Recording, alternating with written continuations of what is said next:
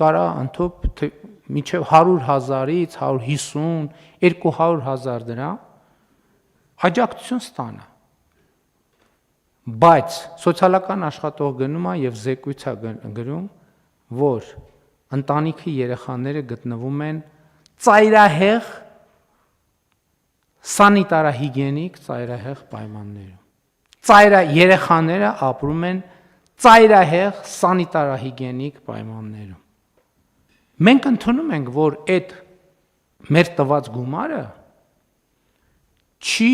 կարող հերիքել 1000 ներողություն ռոկոկո սերվիս ունենալու համար, այն սերվիսից, որը դնում ենք պահարանը եւ չենք օգտագործում։ Բայց հասկանում եք, ոչ մի հաշվարկ չկա, որ այդ գումարը, որը պետությունը տալիս է, բավարար չի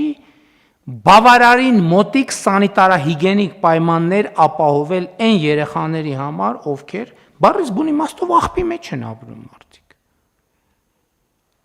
Հասկանում եք, այս մարդկան ծայրահեղ աղքատությունը ուզում եք տանենք կրկնապատկենք, եռապատկենք, չի փոխվելու, մինչև մենք կրթությամբ չգնանք այդ ճանապարհին։